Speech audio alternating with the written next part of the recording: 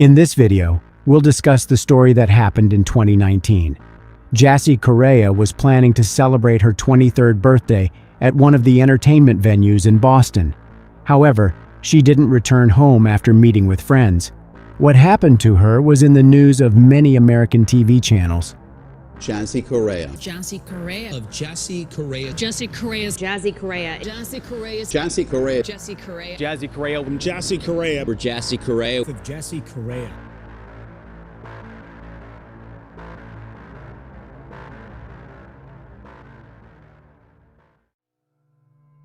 Jassy Gelsa Pires Correia was born in Praia, the capital and largest city of Cabo Verde. When Jassy was 3, her father immigrated to the United States with her. They lived in Dorchester, Massachusetts. Boston became her home, where she grew up, went to school, and later became a loving mother to her daughter Gabriella. Jassy's personal life wasn't a fairy tale. About a year before the events we'll discuss today, Gabriella's father, Miguel Castro, attacked her. She wanted to leave him, but Miguel wouldn't let her go. Instead, he beat her badly. Later, Jassy went to the police, and eventually the court sentenced Miguel to 4 years in prison. Jassy worked as a waitress at the Boston restaurant Del Frisco. She loved to dance and was passionate about photography. The young woman treasured her time spent with her family, friends, and daughter. She enjoyed going to the park with her little daughter. On the evening of Saturday, February 23, 2019, Jassy left her 2-year-old daughter with her family because she planned to celebrate her birthday with friends. They decided to go to Venue, a nightclub in Boston's Theater District on Warrenton Street. She put on her new orange jumpsuit and had a good evening. A few days later, her friend told the police that she and Jassy spent the night dancing and drinking champagne. After the nightclub closed, Jassy and her 2 friends went outside. As it often happens, the friends unfortunately went their own way, and Jassy was left alone. She didn't come home after that night. Her phone was off, and all calls went straight to voicemail. Sunday, Monday, no news from Jassy. No one has seen her since she left the venue on Sunday morning. On Tuesday, February 26th, her father, Joaquin Correia, accompanied by a friend of Jassy, went to the police station and reported that his 23-year-old daughter had disappeared. The police launched an investigation. The first thing the detectives needed to find out was where Jassy went after she left the nightclub. Her family and friends distributed information flyers to passers-by and around the city, hoping that someone would share important information. Detectives talked to Jassy's friends who were with her that night. However, this did not help the investigation much since they did not know where she had gone.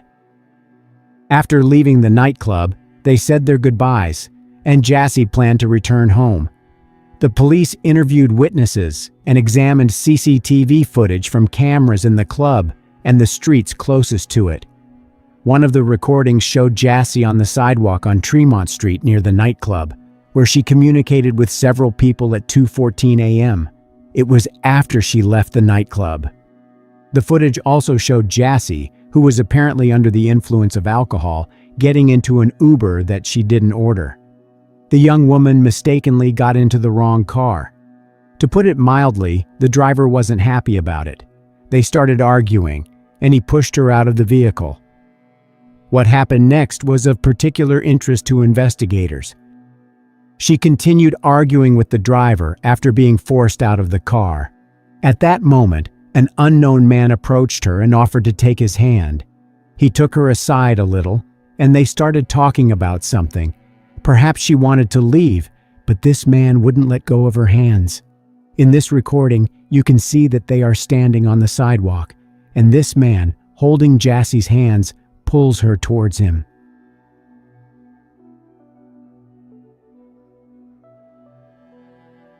Further examination of the CCTV footage showed that Jassy left the area with this man. Knowing how this story will end, one realizes she fell into the clutches of a predator who decided to take advantage of the situation. The next video from the cameras shows that Jassy jumped on the man's back and he carried her to his car.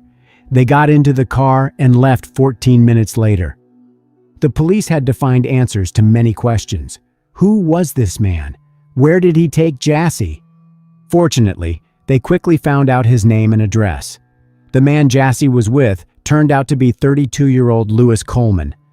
He grew up in a good family and, according to some sources, had a master's degree in physics and had no problems with the law.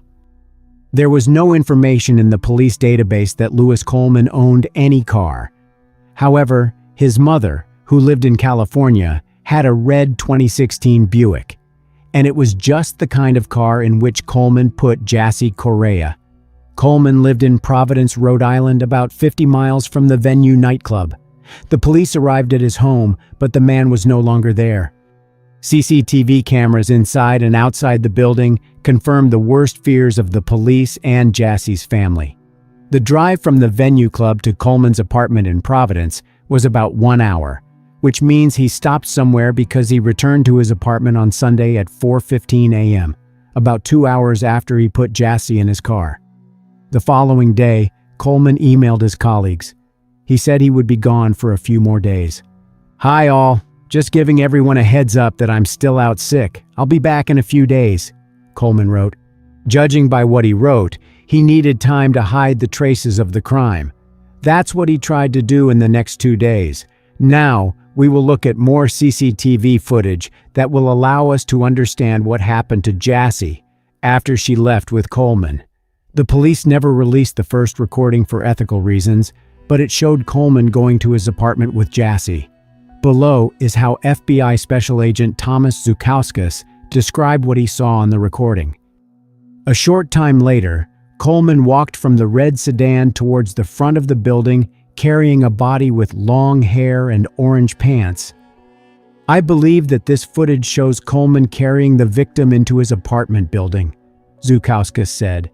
According to him, the video from the building's lobby shows that at about 4:27 a.m., Coleman entered the building carrying a woman in his arms. Then he got into the elevator and went up to the 6th floor. Jassy was not moving at the time. She was either unconscious or already dead. On Tuesday, February 26th, the very day when Jassy's father reported her disappearance to the police, Coleman was caught on cameras in Walmart. The list of goods he purchased was very revealing. The receipts that the police obtained indicated that he had bought 3 Tyvek suits, duct tape, 2 candles, electrical tape, a mask, surgical gloves, 2 pairs of safety goggles, a respirator, and the CLN release bleach bath. The next day, on February 27th, while relatives and friends distributed information flyers with Jassy's picture to passers-by, Coleman again went to Walmart. The footage, shot at 9:22 p.m., shows him wheeling a cart, which again contained very characteristic items. This time, he bought a large suitcase and a canister. On February 27, 2019, at approximately 9:58 p.m., Coleman appeared on video entering the apartment building with what looked like a new, large suitcase. Next, the footage shows that on February 28, 2019, at 2:15 a.m., Coleman wheeled the suitcase away from his apartment unit towards the elevator, out of the building, and into the parking lot to his vehicle. This footage does not need more comments. Watch it, and you will understand everything.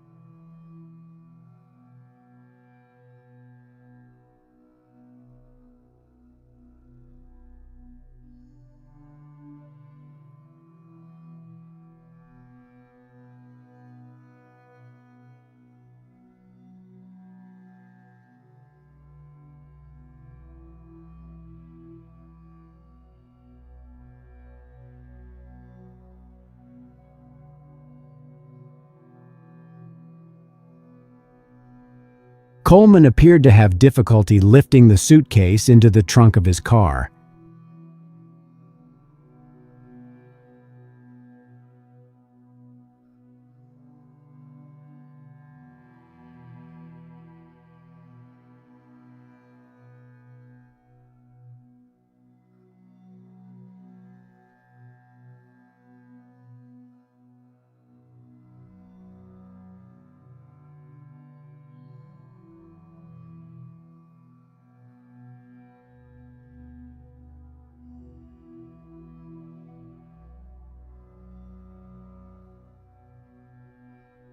Between 2:44 a.m. and 4:02 a.m., Coleman allegedly left the building several times with cardboard boxes, trash bags, a bottle of bleach, a computer tower, a black laptop case, and a small duffel bag. Jassy Correia has never left Coleman's apartment since the morning of February 24th, then U.S. Attorney for Massachusetts Andrew Lelling told reporters. Later in the day, on February 28, 2019, the police obtained a search warrant for Coleman's apartment, where they found 2 packages of hooded coveralls and 2 respirator masks. They also examined a sofa with 4 large cushions. One was missing a cover. In a dumpster outside of the apartment complex, they found white trash bags, a bag containing plastic sheets, men's jeans with bleach stains and a belt, a white nylon hooded coverall, an unfilled box of baking soda, clear safety goggles, duct tape packaging, rubbing alcohol, Walmart bags, used plastic gloves, an empty package from a car air freshener, 3 used packages of purifying charcoal, and a sponge.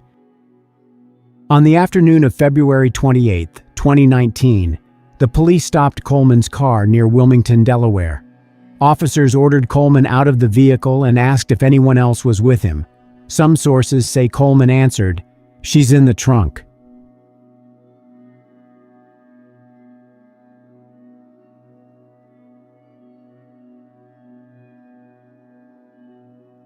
In the trunk of Coleman's vehicle, officers discovered Jassy's body wrapped in a sofa cushion cover, which was inside a black trash bag inside of a large suitcase that matched the one Coleman brought into his apartment on February 27, 2019. Experts who examined the car found cracks on the windshield in 2 places on the passenger side. It gave the police reasons to believe that the man attacked Jassy in his car. They arrested Coleman and transported him to a Delaware State Police barracks. While there, Coleman had a large bandage on the right side of his face. When asked about it, he allegedly replied, "It's from the girl." During the forensic examination, the experts established that Jassy died of strangulation and blunt force trauma.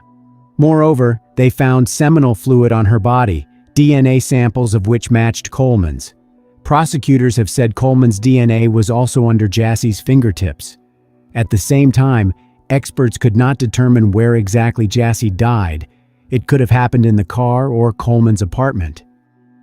Jassy's death was a shock to her family. No less sad was the fact that her 2-year-old daughter had lost her mother. Some representatives of the Boston authorities visited the Correia family and promised to get justice for Jassy. As often happens, some people accused Correia via social networks of being alone on the street at such a late hour. Suffolk District Attorney Rachel Rollins expressed her opinion on this. Jassy was not in the wrong place at the right time. She was right where every woman has every right to be, celebrating her birthday on a night out with friends. Let's not fall into a discussion about whether we should walk home alone or how many people we should call when we're leaving the club. If anything, let's remind the men in our lives that violence against women isn't a woman's issue. It's a problem that men take responsibility for in their lives, in their sons' lives, and in the social lives with friends and colleagues. On Saturday morning, March 9, 2019, grieving family and community members came to St. Peter's Parish in Dorchester to say goodbye to Jassy Correia. Some loved ones wore all white, while others wore pinned buttons, shirts, and sweatshirts that displayed Jassy's face and the phrase, "Justice for Jassy." As a family, as friends, as a community, we express our sadness, But we must also accept the death of Jassy. We do not know, but God knows. And I have faith and trust in God with all of my heart that her death was not in vain," said Miquela de Andrade, a cousin and best friend to Jassy, while delivering the first eulogy. Boston Mayor Marty Walsh also spoke and promised to work toward creating a safer world for women. "Young women deserve to go out at night and celebrate their birthdays with their friends, and they deserve to come back home afterward to their children and their families," Walsh said. "No family should ever go through what Jassy's family has endured." Joaquin Correia, Jassy Correia's father, thanked the crowd of over 200 people inside the church. According to one cousin, Jassy's mother, who lived in Portugal and had not seen her daughter in 20 years, was also in attendance. The parents appeared stricken with grief as they prepared to lay the 23-year-old to rest. There were no empty seats at the church. Many people lined the back wall. Joaquin Correia thanked the city for its support and all of the different law enforcement agencies and departments that did not spare effort in resources in fulfilling their noble and risky mission in the 3 states involved. "Rest in paradise to my dear Jassy," he said. "Rest in peace, my dear child." Lewis Coleman was charged with kidnapping resulting in death. The charge of kidnapping resulting in death could carry the death penalty or a life sentence, but in November 2019, prosecutors announced they would not seek capital punishment for Coleman. During the trial, prosecutors presented a range of evidence, from a video showing Coleman dragging Jassy Correia's body into his apartment in Providence, to the history of his online search in the days following her disappearance. FBI agents described the online searches Coleman made in the days after the alleged kidnapping. They included, "Can a person fit in a suitcase?" "How to pull tooth out that is not loose." But Coleman's legal team has argued the evidence presented by the prosecution had little to no relevance in the charge against Coleman. It is not a case about whether he handled himself properly after her death, whether he did things that were illegal, inappropriate after that. And that, frankly, has been where the bulk of the government's evidence has laid.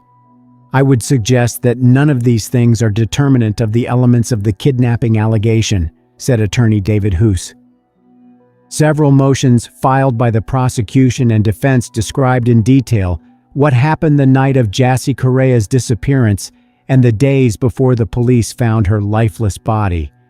The sides had different narratives about what happened, but the documents revealed frightening details about the unfolding events and the circumstances that led to Jassy's death. Prosecutors proved that Coleman was at the same nightclub as Jassy and her friends. Inside the club, he was chatting with a woman he had just met. It wasn't Jassy. They talked, danced, and even exchanged phone numbers. They texted each other while at the club and after it closed. The defense and the prosecution expressed 2 different points of view. Prosecutors said Jassy was not the aggressor and that Coleman took her life after tricking her into believing he would give her a ride to her friend's apartment. Coleman's defense team argued otherwise, saying that Jassy behaved aggressively after the Uber driver pushed her out of the car. At trial, defense attorneys tried to argue that Jassy started the fight with Coleman on her own initiative and that the crime was a sudden altercation rather than a planned and executed stalking, kidnapping, and deprivation of life. Prosecutors said that the gist of the defendant's argument appears to be that the victim, who weighed 119 pounds at the time of the autopsy, assaulted the defendant, who weighed 200 pounds at the time he was booked. Coleman's lawyers tried to downplay their client's role in the crime. After all, in addition to alcohol, the toxicological examination showed traces of several different types of prohibited substances in Jassy's body. In June 2022, Coleman was convicted on 1 count of kidnapping resulting in death. The defense team filed a new motion, arguing that the evidence is insufficient to sustain a conviction. However, they could not influence the outcome of the trial. In October 2022, the court sentenced 36-year-old Lewis Coleman to life in prison without parole for kidnapping and taking the life of Jassy Correia. The court also ordered him to pay her family about $60,000 in compensation. Jassy Correia was a vibrant and beautiful 22-year-old woman and mother of a toddler daughter. Louis Coleman, a total stranger to her, abducted her, raped her, and strangled her to death. The pain and suffering Louis Coleman inflicted on Jassy Correia that night and her loving family, her mother, her father, her brother, and so many others every single day since February 24, 2019, will never be relieved by this sentence. By his depravity and his horrific disregard for Miss Correia's life, Louis Coleman forfeited his right to live free in society, said First Assistant United States Attorney Joshua Levy in a statement. To this day, Louis Coleman has shown no remorse. After he lured 22-year-old Miss Correia into his car, sexually assaulted her, and violently killed her, Louis Coleman did not once consider turning himself in. Rather, he concocted a gruesome plan to conceal the assault and murder he just committed. Today's sentence of life in prison is a just punishment, Levy said in a statement. It remains unclear where Louis Coleman was taking Jassy's body and what he was going to do with it. In this video, we take a look at the events that took place in 2010 in Scotland. When she left home, 17-year-old Zoe Nelson was upset about an argument with her younger sister and her mother. She didn't return home that day, and a few more days later, her case began to be talked about all over Scotland.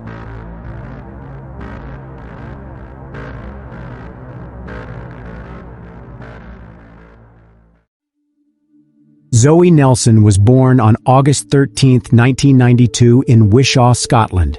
In 2010, she lived with her mother, stepfather, and two younger sisters in Newmains, a village and former mining township on the eastern edge of Wishaw, 18 miles southeast of Glasgow. Zoe attended Motherwell College, where she was described as a popular student and where she had many friends. Zoe and her 16-year-old sister Laura Ann were involved in a relationship with the same guy, and there were quite a few conflicts between them because of this.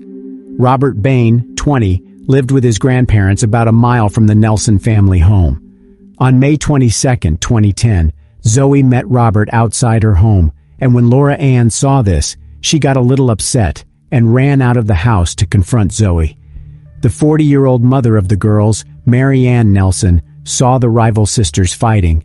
Recalling the events of that day, Mary Ann Nelson said the following: Laura Ann ran out and flicked Zoe's hair and tried to slap her face, and the two of them ended up having a fight at the end of the driveway. I split it up. I said, "Go away, you cow, and don't come back." She said she wouldn't come back. Zoe kept her word and never returned home. At about 11 p.m. that same day, some of the locals saw someone making a fire in the wooded area known as Monkey Hill. The smell of smoke wafted to nearby homes, but at the time, none of the locals paid much attention. 35-year-old Shirley Nelson, who is Zoe's aunt, would later recall that night and describe it in the following words: I was sitting in my garden in Newmains after I'd been drinking that night when I finished my second shift at work. We sat in the back of the house with my sister until about 11 p.m. when it got cooler. We smelled smoke, she said. We didn't think anything of it because it was warm and everything. The next day she heard other family members trying to contact Zoe, so she also tried her cell phone, but no one answered. On the afternoon of May 23rd, Stuart Bell, 45, a government employee who lives in Wishaw, rode his motorcycle into a wooded area near his home. At one point, he saw something strange and decided to stop. I saw what at the time seemed to me to be something like a charred tailor's dummy, he said. However, his judgment changed as he stepped closer and took a good look. When Stuart finally realized he wasn't looking at a mannequin, but at a human body that had been damaged in a fire, he immediately went home to call the police, who arrived 15 to 20 minutes later. I shouted up the stairs to my wife that I'd found a body in the woods and just immediately phoned the police, he said. When the police arrived on the scene, the area was cordoned off. Nothing so gruesome had ever happened here before. The news of the discovery of the body quickly spread among the locals. When Zoe's family found out, her mother, Mary Ann Nelson, went to the police and reported the disappearance of her daughter, whom she had not seen since they had quarreled, and she told her not to come home. Soon the Nelson family was told the bad news. Zoe was the victim of a crime. In a statement issued through the police, the teenager's mother, Marianne, said, "Zoe was a popular girl and a typical 17-year-old who had plenty of friends and was well known in the area. She would have been celebrating her 18th birthday in a couple of months, and we miss her terribly. Me, her stepdad Daniel, and two sisters Laura Ann and Ashley are shattered by what has happened. The family has urged anyone with information to come forward and assist the police." Hugh Logan, principal of Motherwell College, where Zoe studied a vehicle body repair course, said, "Everyone at Motherwell College is shocked to hear this dreadful news. Zoe was a very popular student. Our thoughts are with her family and friends." A detailed examination of the scene lasted several days, with at least 50 police officers working on the case. Detective Derek Robertson of the police main investigation team described Zoe's death as a young life cut short and said his officers would not rest until the perpetrator was caught. He said, "It is vital that anyone who saw Zoe between 5 p.m. and 11:20 p.m. on Saturday night come forward and assist us. It was the hottest day of the year, and we know that the area would have been busy with people taking shortcuts, sunbathing, and walking their dogs. There are a lot of dirt trails in the area, one crossing by the spot where Zoe's body was found." He added, "We are anxious to hear from anyone who is passing through the area or looking at it from one of the houses that back onto it if they saw anything suspicious." Zoe was described as 5 feet 6 in tall, of heavy build, with collar-length brown hair. She was last seen wearing gray tracksuit bottoms, a white long-sleeve t-shirt, and black Nike trainers. Detectives have been checking CCTV and phone and computer records, carrying out door-to-door inquiries and speaking to Zoe's friends and family as they try to piece together her last movements. On May 26th, police released surveillance footage from the local store where Zoe was seen hours before her death. These small pieces of information were essential to the investigation. They allowed police to piece together Zoe's movements and eventually determine what happened to her and lead to the arrest of the person responsible for her death. Police said the public response to requests for information was slower than they had hoped. They had now set up a special email address so that people could contact them. The officers hoped that those who would not speak to them face-to-face would use this and other methods to report important information. Upon examination of the crime scene, a cap from a bottle of Sierra Silver tequila in the shape of a red plastic sombrero was found near the body, and a corresponding empty bottle was found on the other side of a small walkway nearby. Forensic experts estimated that Zoe's body may have been exposed to fire for 7 hours, so there was limited opportunity to determine the exact cause of death. When found, the body had a plastic bag partially melted over most of the face, so pathologists said the most likely cause of death was some form of asphyxiation. The palm of the right hand remained relatively undamaged, and 2 DNA samples were obtained from it. One DNA sample belonged to Zoe Nelson herself, and the other to a currently unknown man. The cause of death was officially recorded as undetermined. By May 28th, the police had received several witness statements. One witness said that at about 5:15 p.m. on May 22nd, he saw Zoe with a man who was very drunk and violent toward her, hitting her in the head. Another witness said he saw Zoe Nelson walking past his home in Newmains in the company of a man with a tattooed face. A third witness saw Zoe and a man of similar appearance in Newmains and said, "He just looked angry, hit a lamppost as he walked by, and said he was going to take someone's life tonight." There were other witnesses, and when asked to describe the man Zoe was with, they all described the same young man, 20-year-old Robert Bain. Despite his age, Robert Bain already had a criminal history. He had previously spent 18 months in prison for robbery and had been released just 7 weeks before Zoe Nelson's death. He had been arrested 4 times for possession of illegal substances, but because he was a juvenile, there were no serious consequences for him. Investigators began to consider Bain as a prime suspect, and while they pondered their next steps, Robert Bain went to the police himself. Shortly before 6 p.m. on May 28th, Robert Bain walked into the police station in Wishaw and said he wanted to make a statement. He looked heavily intoxicated and was slurring his words. Bain said he had been in Motherwell a few days earlier, and a man named Stuart Campbell had gotten on the bus on the way back. According to Bain, he approached Stuart Campbell and asked him, "Were you with Zoe on Saturday night?" To which he stated, Campbell replied, "Yes, I took her life." This was the first time the police had heard the name Stuart Campbell since the investigation began, while they heard Bain's own name all the time, so they arrested him the same day. However, there was also a very good reason for the arrest, which the general public would only learn about during the trial. When he was formally arrested, Bain stated that he last saw Zoe on the morning of May 22nd after a chance encounter when he went to the local newsstand to buy cigarettes. On the morning of May 29th, the police released a statement saying, "A 20-year-old man was arrested and is currently in police custody in connection with the death of Zoe Nelson." Tests on a swab taken from Zoe Nelson's hand showed the presence of Nelson's DNA and traces of another person, which were found to match parts of Bain's DNA profile.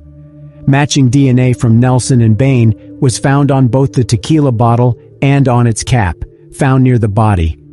The forensic expert suggested that the presence of the DNA inside the cap was due to the fact that both drank from the bottle and then put the cap back on.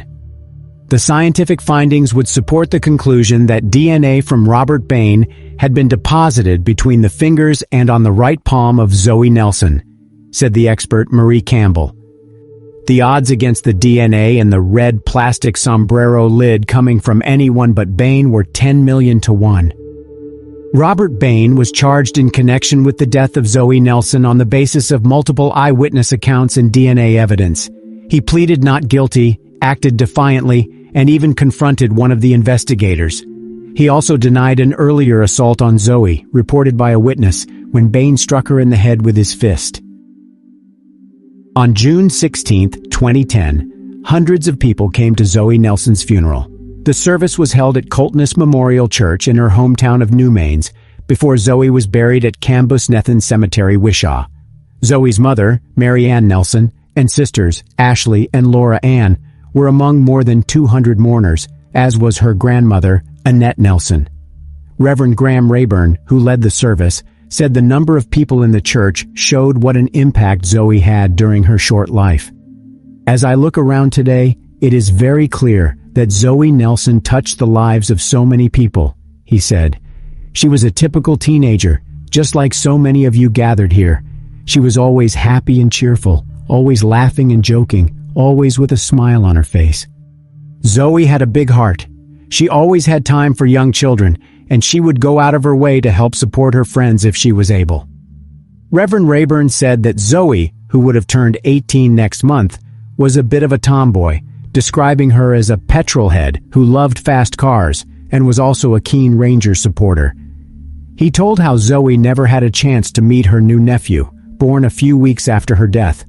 She had also wanted to wait until she was 18 to make contact with her biological father, which she never had the chance to do. On March 1, 2011, the trial of Robert Bain began, and he continued to insist that he was innocent. Teenage friends of Zoe Nelson told the court that a week before she died, Zoe had said her scratches and bruises were sustained in a fight with Robert Bain. Zoe told her friends that Bain was very bossy, unstable, and could get angry over any trifle. He wouldn't let her socialize with some of her friends. Although Zoe Nelson and Robert Bain's relationship could not be called serious, since he had been out of prison for less than 2 months, but he had a great influence on Zoe, and also maintained a relationship with her 16-year-old sister, Laura Ann. Laura Ann Nelson was just as involved in a relationship with Robert Bain as her sister Zoe. Even before Zoe's body was discovered by a bystander, Laura Ann knew her sister was dead. She had kept this secret for 5 days. The police had not previously made this information public, but at the trial it was revealed that Bain had led Laura Ann to the place where her sister's body lay. Laura Ann, who testified in court from behind a screen so she could not see Bain, said that on the morning of May 23rd, the day after she and Zoe had an argument, She went to Bain's address to return some items of clothing to him. When she arrived, she said Robert looked nervous and had been drinking vodka. Shortly afterwards, they left the house, and Bain told her that he wanted to show her something. She said he led her to the place where Zoe's body lay. Laura Ann said during her court questioning that she realized it was her sister because she recognized the Ranger's tattoo on her arm. According to her, Robert had told her that he had hit Zoe, and when she tried to hit him back, he lost his temper and took her life, and then used gasoline to try to destroy any trace of the crime. Laura Ann also admitted to walking with Bain the day after the body was found, and subsequently visited his home and spent some time in his bedroom listening to music. She also spent about an hour on the phone with him. Laura Ann's friend, who also testified at the trial, described her as happy and normal, at a time when she knew her sister was dead. When asked why she didn't tell the police everything during her first interrogation, she said, "I didn't tell them because I was afraid my mother wouldn't believe me and think I was responsible for Zoe's death." The jury also heard Laura Ann Nelson say that Robert Bain threatened that she would get the same thing as Zoe if she told anyone about what he had done. On March 25, 2011, a jury of 7 men and 7 women handed down a unanimous guilty verdict. Bain had to be physically restrained as the jury delivered their unanimous verdict at the High Court in Edinburgh. The handcuffed bodybuilder jumped up in the dock and began struggling violently with security officers and police, headbutting one of them. He also shouted insults and threats at Zoe Nelson's family, forcing the court to be cleared while officers restored order. After a 20-minute adjournment, Judge Lady Dorian agreed to recommence the trial in Bain's absence. Robert Bain was acquitted of stealing alcohol from an Asda store in New Mains on May 22nd and disorderly conduct when he yelled, cursed, and waved a knife in various streets in Wishaw that same day. Bain was also acquitted of stealing Zoe's cell phone, which was found in the woods, and of threatening a police officer during an interview at the Motherwell police station on May 28th. On April 27, 2011, Robert Bain was sentenced to life in prison with a minimum term of 20 years for taking the life of Zoe Nelson. He received another 6 years for the obstruction of justice charge. Both of his sentences must be served concurrently. Jailing him, Judge Lady Dorian told Bain, "This was an appalling crime, the circumstances of which are properly to be described as shocking." As the Nelson family left court, Zoe's aunt, Shirley Nelson, 35, said they were disappointed by Bain's 20-year minimum sentence. "A life should mean a life. We should go back to the old days and bring back hanging," she said. "All we can say now that all this is over is, as a family, we would like to thank everyone for the help and support that has been given to us all. Now, as a family, we have to come to terms with the fact that we will never see Zoe again, as her life was cut short at the evil hands of Robert Bain." Speaking on behalf of the family after the verdict, Zoe's uncle, Stephen Hines, said Bain deserved it. He added, "His reaction in court just shows how threatening he is. He's an animal. He knows he's guilty. End of story." After the court hearing, Officer Derek Robertson, who investigated the case, said that Bain showed no remorse for his heinous actions. "Today, when the verdict was raised, you saw what he can do. So, the streets will be a lot safer, and hopefully the Nelson family can move on knowing that he is behind bars," he said.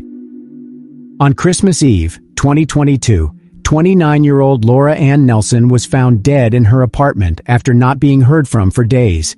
She was left with 2 children, ages 3 and 4. Her death was not considered criminal because Laura Ann had health problems, namely type 1 diabetes. Today we will take a look at events that happened in 2007 in the city of San Antonio, Texas. The 25-year-old Amber Belkin worked in a video game store. On January 29, 2007, she was found with no signs of life in the back of the store when the manager came to check on her, as he found out that she didn't open the store on time. It took authorities over a year to arrest the suspect. Amber Marie Belkin was born on December 6, 1981, in San Antonio.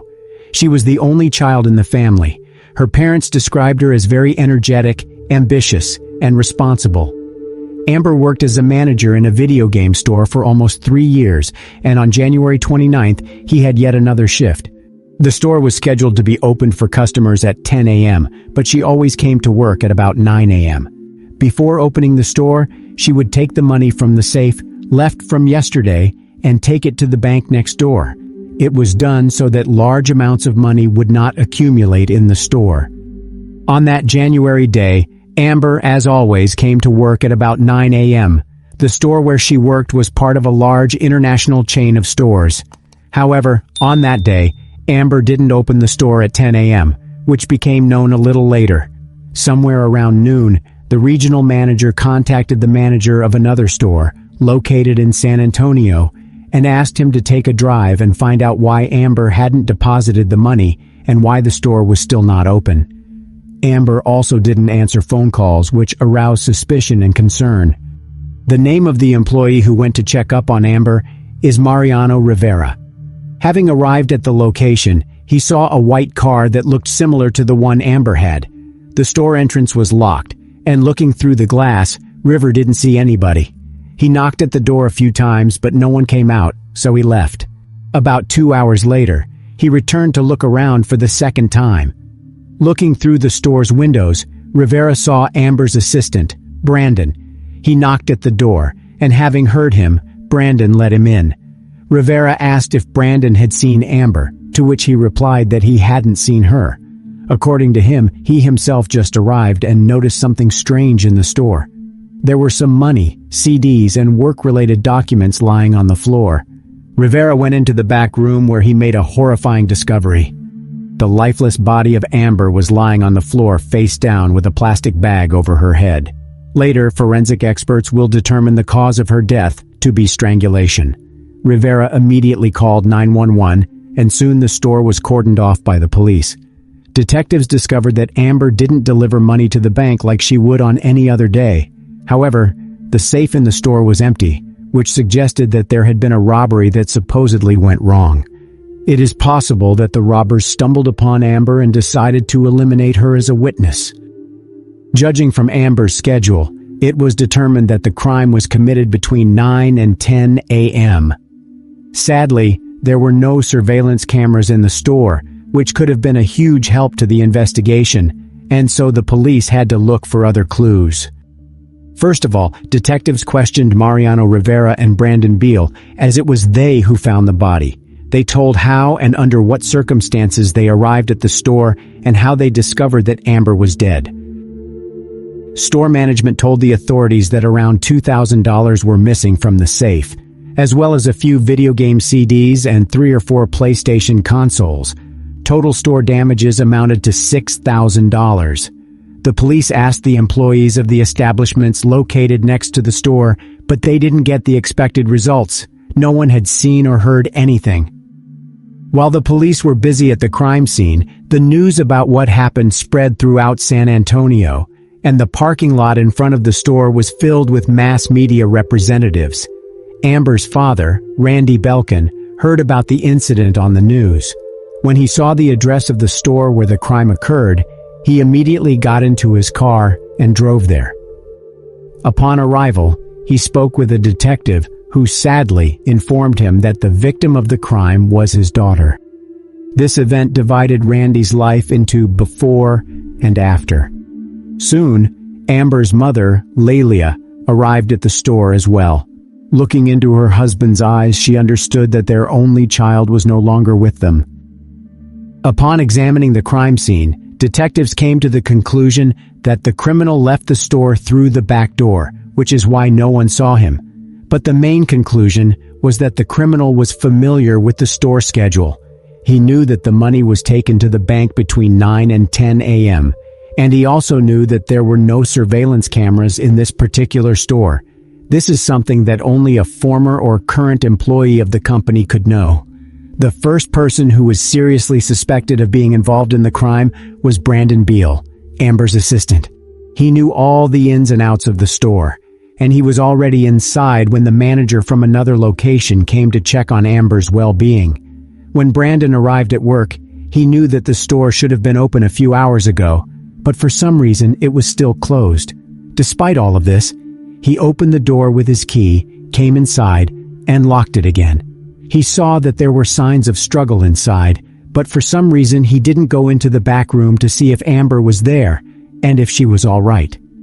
Having spoken with the company management, detectives found out that Amber, being a store manager, was unhappy with Brandon's work and wanted him fired. She told her mother that Brandon has a very short temper and does not perform his job duties well enough. But could disagreement with Amber push Brandon to commit a crime? Detectives began looking for an answer to this question. Having received a warrant, officers searched Brandon's car and home, hoping to find the CDs and PlayStation consoles that were stolen from the store. However, none of the above was found. During the questioning, Brandon stated that he arrived at the store at about 2 p.m. He himself was surprised that the store was still closed.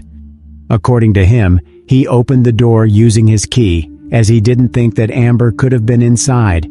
Seeing the mess, he thought that the store had been robbed, and then the manager from another location came just a few minutes later. Brandon also confessed that he didn't know about Amber's desire to fire him, but didn't deny that they often disagreed on certain matters. His girlfriend and parents confirmed his alibi for the morning when the crime was committed, and when he successfully passed a lie detector, he was excluded from the suspect list. Almost a month has passed since Amber died, and the police didn't have any new clues. The detectives were afraid that the case would remain unsolved. Amber's parents reached out to the public through mass media, asking anyone who knew anything about the incident to report it. A reward of $100,000 was offered for information that would lead to the arrest, $95,000 of which were provided by Amber's employer. Flyers with her were put up throughout the entire city of San Antonio. However, regardless of all of this, there was no progress over the next 7 months, until one day a police station received a very important call. The man who called has introduced himself as Joe and told the detective in charge of Amber's case that he knows who is responsible for her death. Joe, or whoever it was, told the detective that Amber was strangled by 22-year-old Giovanni Rivera. When the detective asked why he thought so, Joe replied that he and Giovanni used to work for the same company as Amber. On the day of the crime, Giovanni called him and asked if he wanted to participate in a robbery. The store choice was not random. Giovanni wanted to rob that exact store where Amber worked, as it had no surveillance cameras. The detective asked Joe if he accepted Giovanni's offer and participated in the robbery, to which Joe responded negatively. If everything that has been said is true, then the initial assumption of the police that the crime was committed by someone who was very familiar with the store schedule was right. The detective asked Joe to come to the police station and make an official statement. He refused, but he probably understood that they would find him sooner or later. So, 2 days later, he came to the police station, where he, once again, stated that he didn't participate in the robbery. During the questioning, Joe described in detail how Giovanni Rivera first mentioned his intention to rob a store. According to Joe, Giovanni never said he was going to hurt Amber, but about a month after her death and after the case received wide publicity in the mass media, he confessed that Amber's death was his doing. Joe said that he didn't make a call right away because he feared for his safety. I just was in shock when he told me that. I was like, wow.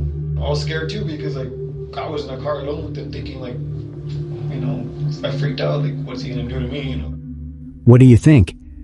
Could the $100,000 reward that he could get for providing important information make him more brave and serve as an incentive to go to the police?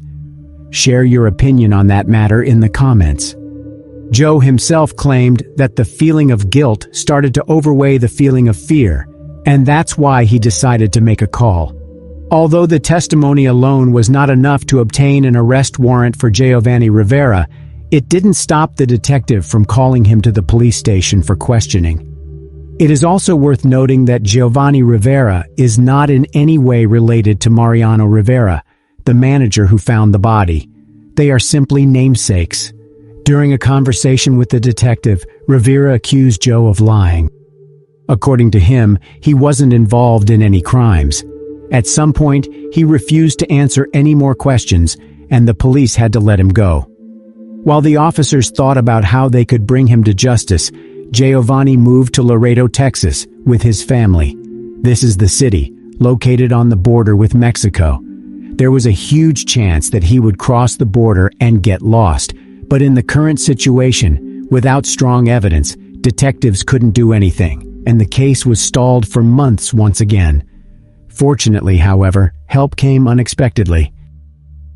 At the end of June 2008, almost a year and a half after Amber's death, Giovanni's wife, Veronica, called the police.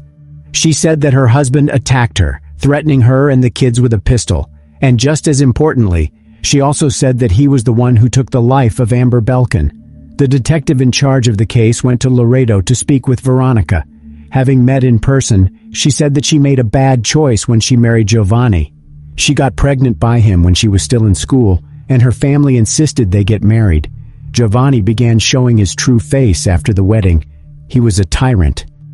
According to Veronica, if he wanted intimacy and she didn't, he tied her up with duct tape.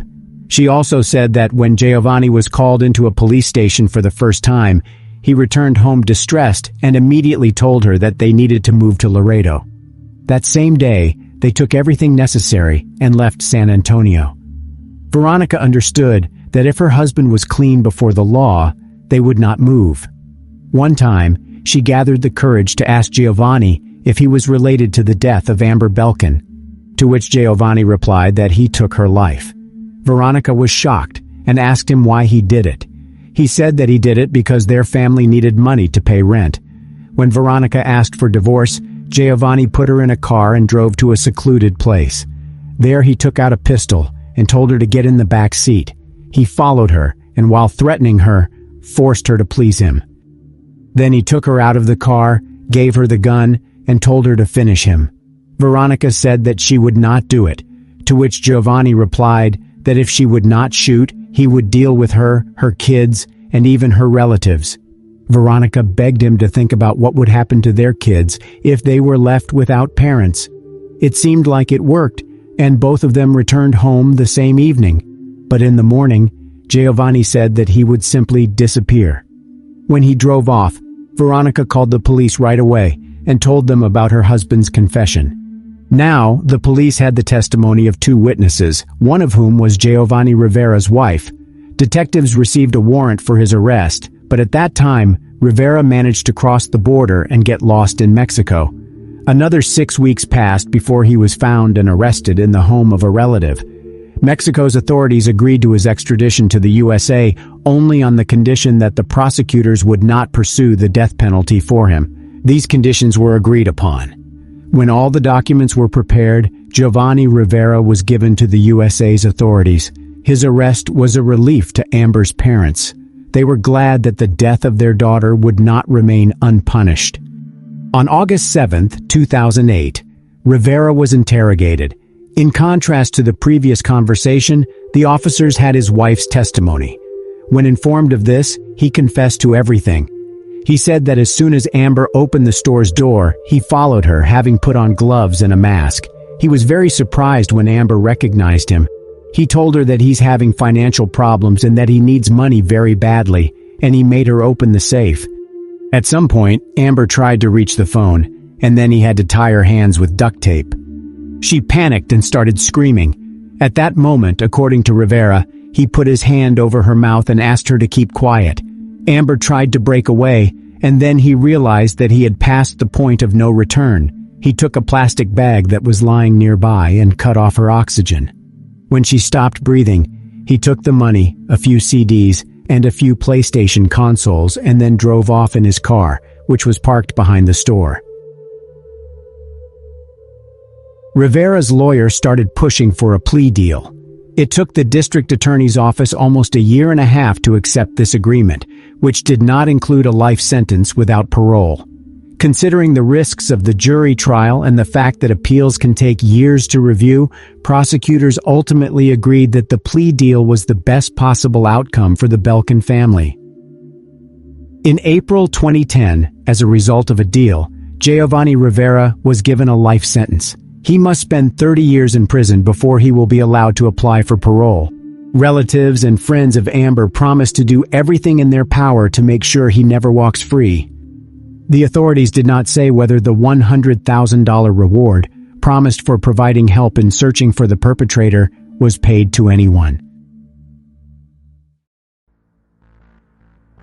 Today we will take a look at a story that happened in 2022. This case involved several countries, and the sentence was handed down less than a month ago. What started as a fairy tale ended as a horror film.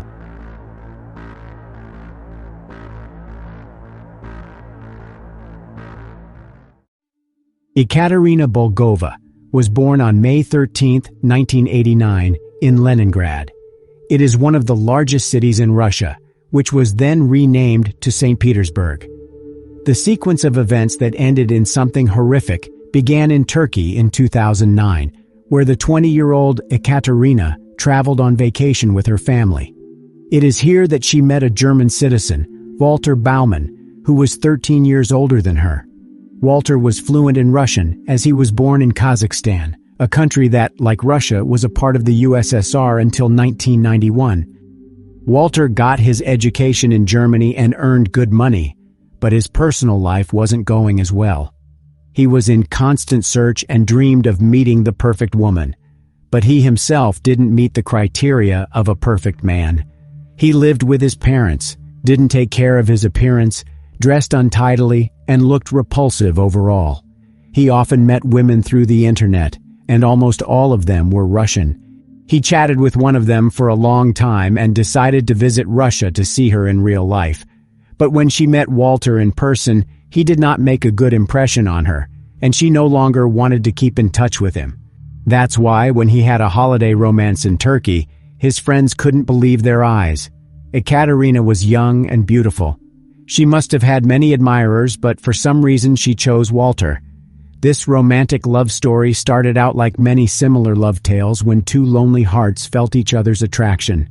After Ekaterina returned to Russia and Walter returned to Germany, they continued to chat through social media and long phone calls.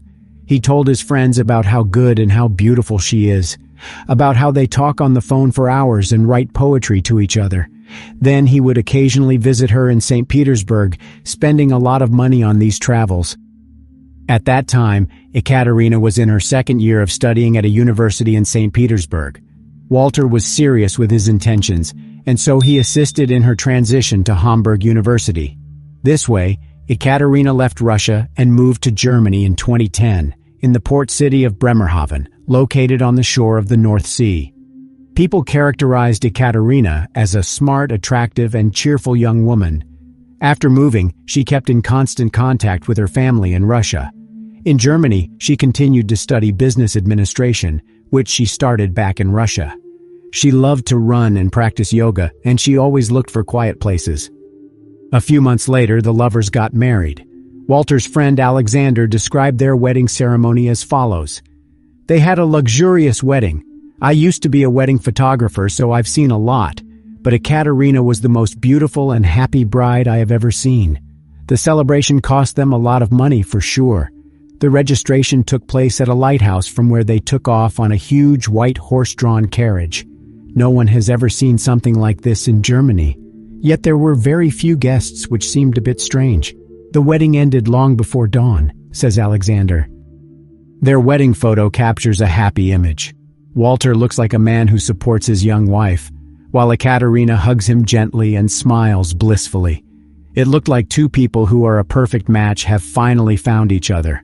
The couple stepped into a happy family life, and their story seemed like a fairy tale, except instead of a luxurious castle, the newlyweds moved into Walter's parents' home, and this is the moment Ekaterina had her first problem since moving to Germany.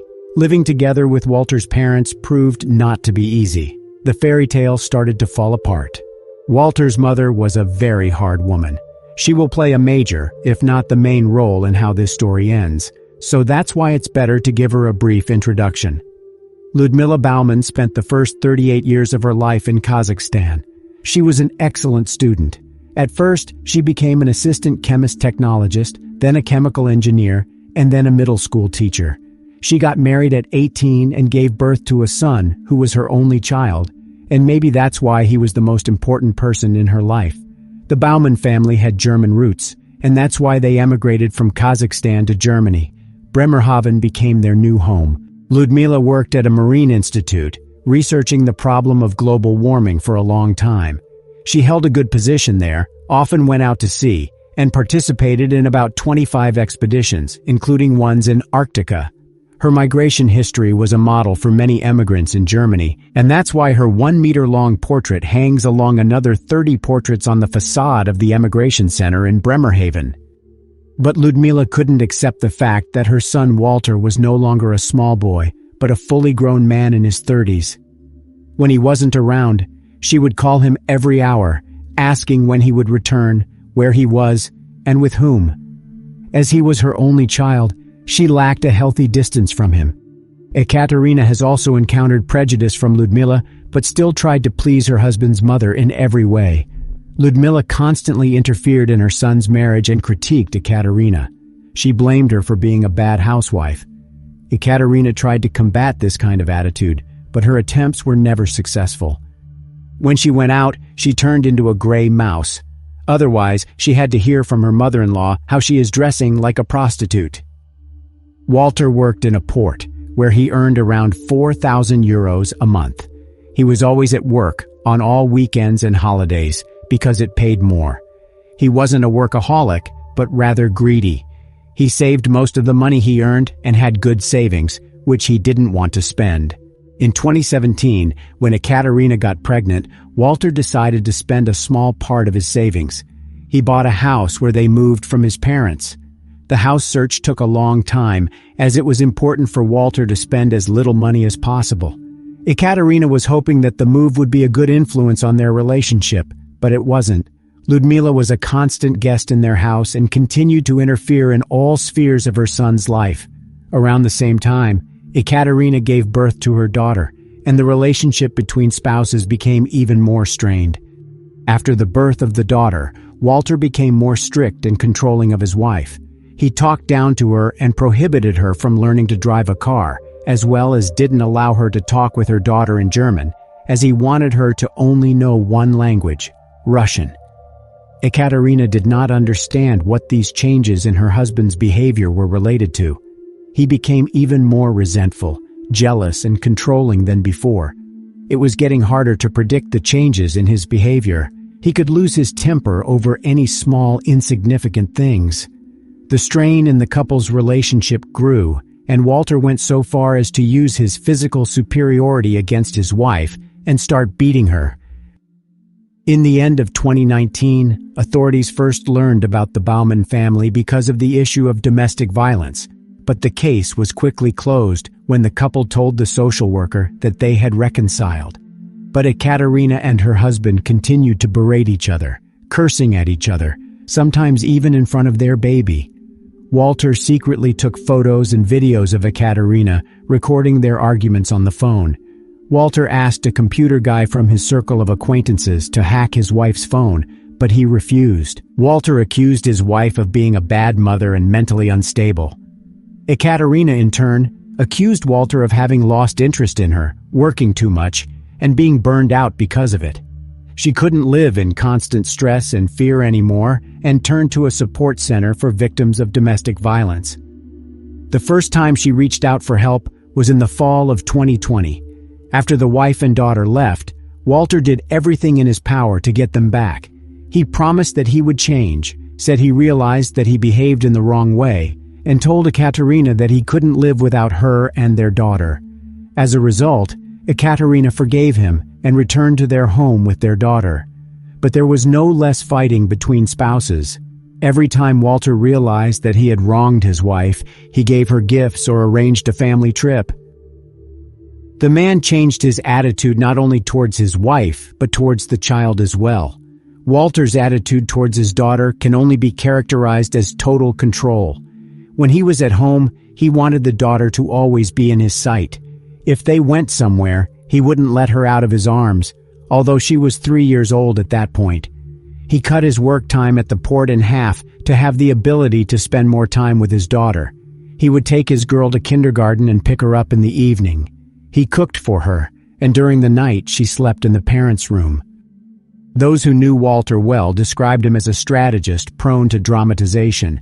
He was good at manipulating people and was stingy. Money was one of the main life purposes for him. He often seemed nervous and impatient. After Ekaterina became a mother, she visited her family in Russia several times, and each time she was accompanied by Walter. He feared that the wife would return to Russia and deprive him of the opportunity to be around his daughter. Ekaterina started thinking about divorce as she saw how the husband's attitude was becoming more and more abusive. At the same time, she discovered that all her documents had disappeared.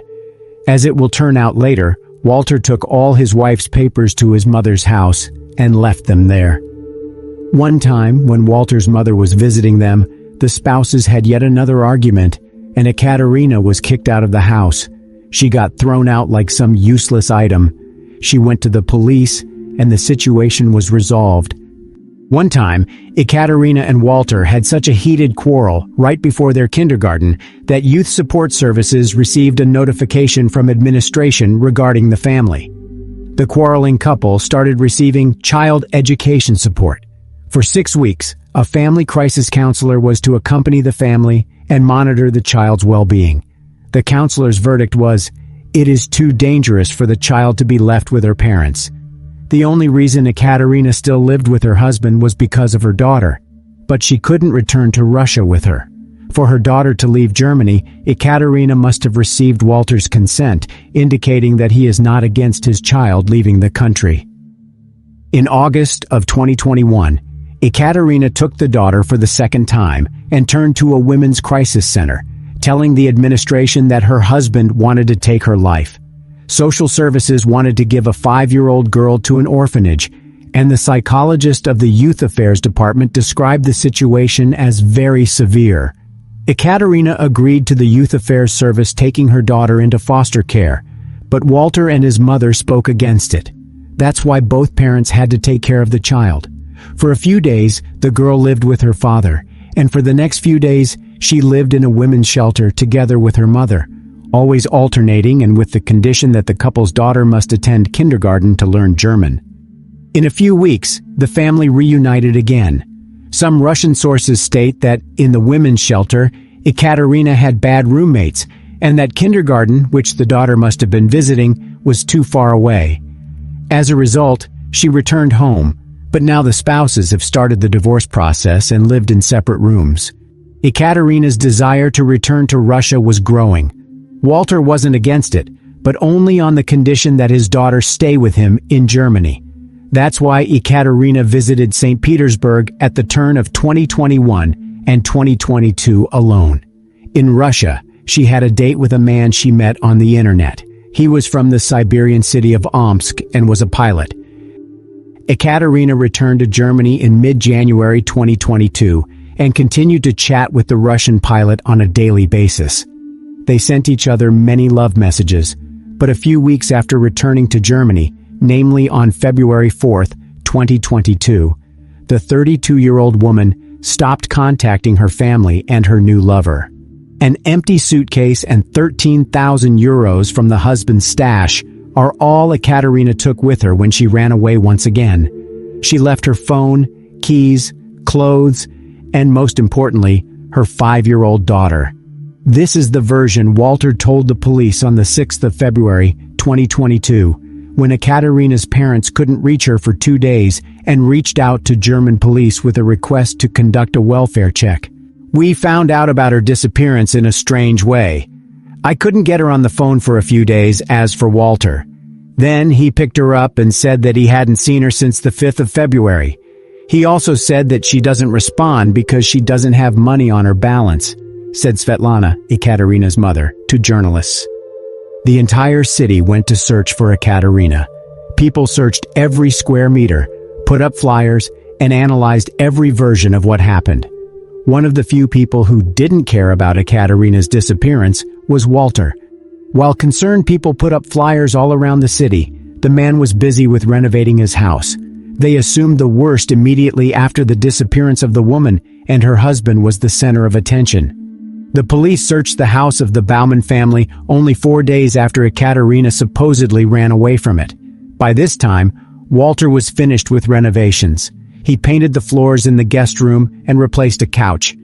He was also seen purchasing a large quantity of cleansers in the local store. The police discovered that the surveillance footage from the video cameras in the house had magically disappeared. Officers searched the house for 3 hours for any evidence of the crime. They led a detection dog through the garage and the house itself. In the garage, the dog became slightly agitated but didn't give a corresponding signal. The first tests, conducted by criminalists, didn't reveal any evidence within the house or the garage. In the littered car, the police found a knife and an electric shocker, which were seized as potential evidence. Officers noticed that Walter was not concerned about his wife, who went missing in the slightest. Instead, he was interested in whether he would get sole guardianship over his 5-year-old daughter if his wife didn't return. The search for Ekaterina went on day after day, but nothing was found. It's like she vanished. Officers understood that the probability of a young mother running away and leaving her daughter, documents, and phone behind in a foreign country is extremely low. Walter had the police's suspicion, as well as his statement that Ekaterina ran away, taking an empty suitcase with her. The mysterious disappearance of Ekaterina worried people in the city and far beyond it. Women who didn't even know Ekaterina organized a search. "We will continue looking for her until we find out what happened," said one of the organizers. 2 weeks after the disappearance of the young mother, about 400 volunteers all around North Germany searched for her in Bremerhaven with the help of rescue dogs several times.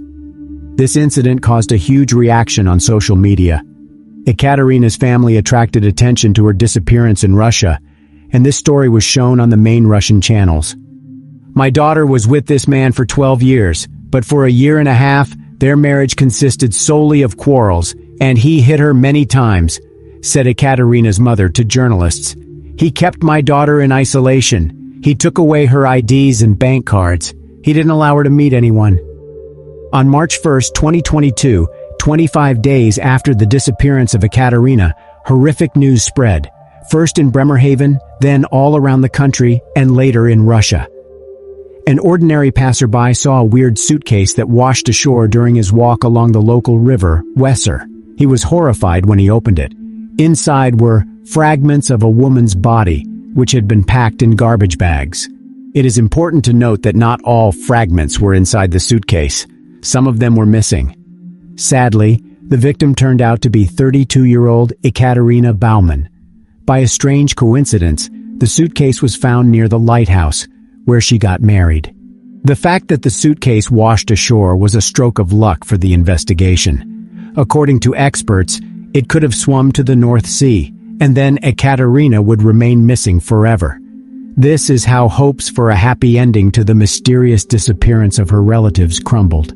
Now they could only say goodbye to their beloved daughter, mother, and friend. The city residents organized a small improvised memorial. There, local residents, who not indifferent to what happened, left flowers, lit candles, and even wrote letters. Walter Baumann was arrested as the main and only suspect. After discovering the body, the family house was searched for the second time. This time, experts were busy for several days. The police found a bottle with a strong sedative, which was found in Ekaterina's blood. The police also found single-use gloves, foil, and adhesive tapes, as well as large quantities of garbage bags and cleansers. Moreover, canisters with acetic acid, solvents and bleach, suitcase keys, and the pink scarf that was on Ekaterina's neck on her last selfie were found in the garage and the shed. Investigators also noticed that there were barely any of Ekaterina's personal items. The majority of her clothes were thrown out, and her wedding photo, a reminder of happy moments, was hidden behind the piano. The police have also found the white jacket that was on Ekaterina in her last selfie. The jacket was found in a trash container at the workplace of Ludmila Baumann, Walter's mother. While in custody, the man often wrote letters to his mother in which he confessed his love for her and called her "my son." There were urgent appeals in the letters such as, "Help us all, mother, save us. You can do it. You are my only hope for the future," and "Please save me." What he meant by this became clear only 8 months later. Friday, February 4th, 2022, was the last day of Ekaterina's life. At 4:30 p.m., she went for a 10-minute walk in her light-colored jacket and yellow skirt. Neighbors' video cameras recorded it. In the evening, the family had dinner. There was tuna, halibut, mashed potatoes, and olives, as well as a bottle of wine. In Walter's words, Ekaterina drank only one glass, and he drank the rest. That's why he went to sleep at 8 in the evening. According to the court documents, Ekaterina's phone was connected to the network for the last time at 7:41 p.m. At 8:25 p.m., she made a video call to her new lover from her computer. She was in a good mood and said that she would call him again as soon as she put her child to bed. But she didn't call him that evening. She didn't call anyone. 2 hours later, the Russian pilot sent a message wishing her a good night, but his message remained unread. A forensic examination showed that Ekaterina was dead 2 hours after the dinner. This was confirmed by the analysis of her stomach contents. Forensic experts found traces of strong sedatives and alcohol in her blood. The hyoid bone was broken, and so the cause of death was determined to be strangulation. Everything else that was done with the body, according to experts, was done using very sharp tools. The next morning, Walter briefly opened his car at 7:22 a.m. At 10:20 a.m., the car drove off and returned at 4:49 p.m. 3 days later, Walter called his wife's phone, probably to confirm his legend that she had run away. He also sent her a few messages, asking the most obvious question, "Where are you, Ekaterina?" Before Ekaterina's disappearance, Walter and his mother chatted intensely through WhatsApp daily, but after February 4th, there was silence between them, which is totally uncharacteristic. In the middle of February, Walter drove his car to auto service, where he told an employee that the car's interior needed to be cleaned very thoroughly, from top to bottom. On August 26, 2022, a trial began. The prosecutor argued that Walter slipped sedatives into his wife's drink, and then, when she fell asleep, he strangled her. Walter prepared in advance what he was going to do with her body. The prosecutor's office cited the husband's fear of losing guardianship of his daughter in the event of divorce, as well as financial losses as a motive. It was also made public that traces of blood were found in the garage, which Ekaterina's husband wanted to clean according to advice from the internet. They were under the shelf, on the floor, on the stairs, and in the seams. Traces of blood were also found on the carpet in the trunk of his car, despite thorough cleaning. Experts from the Institute of Forensic Medicine proved that it was Ekaterina's blood in all the places mentioned above. Walter's phone and computer were seized by the police, and they provided answers to many questions. Not long before the tragedy, he made the following search queries: how to avoid punishment for taking a person's life, which acid dissolves meat, how many liters of acid are needed to fill a bathtub, how to read other people's WhatsApp chats, how long does it take to die from sedatives, can you be convicted without evidence in Germany? In the period from December 2021 to the end of February 2022, he made around 500 search queries. Everything pointed to the fact that Walter planned this crime. On the day of his wife's disappearance, he Googled electric shocker twice. Forensic experts found traces of electrocution on Ekaterina's body. Investigators think that Walter was using a shocker to check if his wife was still alive. In court, Walter wore his wedding ring and stated that he is a widower. For 2 long months, he was silent and didn't make any comments on the charges brought against him. Sometimes, when the witnesses were giving their testimonies, he would plug his ears, as if it had nothing to do with him. The most emotions he showed was when he saw his mother in the courtroom. He cried when she was questioned as a witness. He stared at her with his hands folded as if in prayer. "Get me out of here," he begged his mother in a letter. And it seems like the woman agreed to help her son. During her testimony, Ludmila Baumann stated that it was she who took Ekaterina's life. "It was me, not my son," she said. Here's what she said to the astonished court. She came to the son's and her daughter-in-law's house in the middle of the night because her son called and asked her to care for the granddaughter. When she arrived, she saw Ekaterina on the couch, who was deep asleep. In the words of Ludmila, She wanted to wake her up and started to shake her.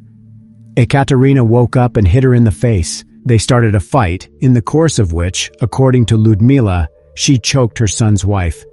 She also said that it was she who performed the following actions with Ekaterina's body. She said, "I loved Ekaterina as a daughter. I didn't want this." But was it Ludmila who committed the crime? It is possible that her love for her son was so immense that she decided to take the blame for him. As I already said, mother and son were extremely close and talked on the phone quite often. The entire WhatsApp chat between mother and son took up 1699 pages of investigation files.